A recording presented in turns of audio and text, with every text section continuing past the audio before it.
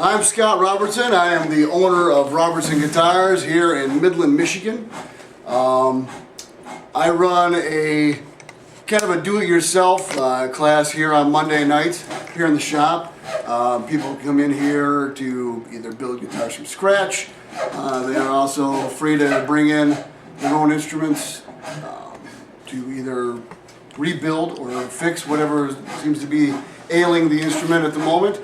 I have one such thing here. A friend of mine, Steve Collarelli, brought in his Alvarez Regent Series guitar. It played badly. It was cracked all through the cutaway area here. And, you know, it sounded pretty dead.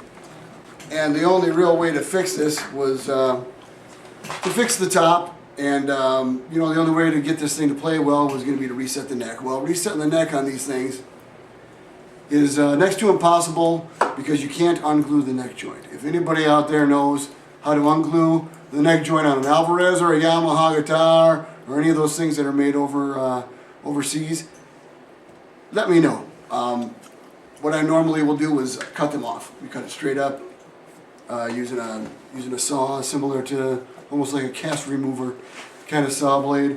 Get the neck off and then turn it into a bolt-on neck from the inside like Taylor guitars are.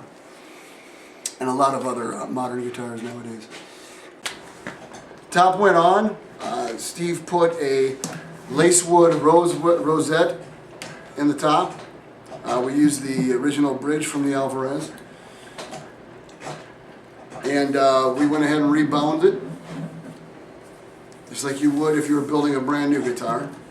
Once the top was on, and bolted the neck on. The guitar was stripped, trying to get this thing to vibrate some more. The redwood on the top was to try and bring out a little deeper bass notes, so you have a little more resonance to the guitar, a little better balance overall. It was braced a lot like an old Gibson J45. The top went on it. The top is actually quite a bit thinner than a normal top too. I believe this is, what is it? Is it 110 thousandths of an inch? About that. Normal Gibson top would have been around 125, sometimes 135. They were pretty thick.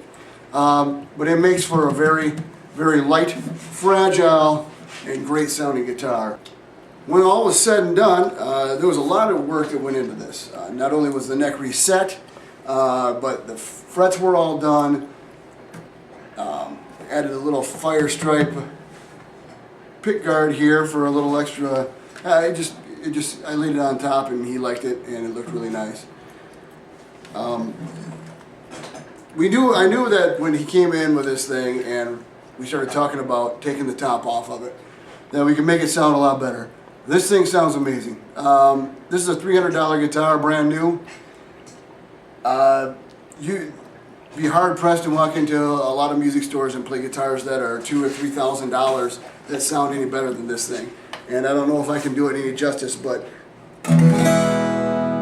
it's deep, it's big, everything comes out of it. The balance is there.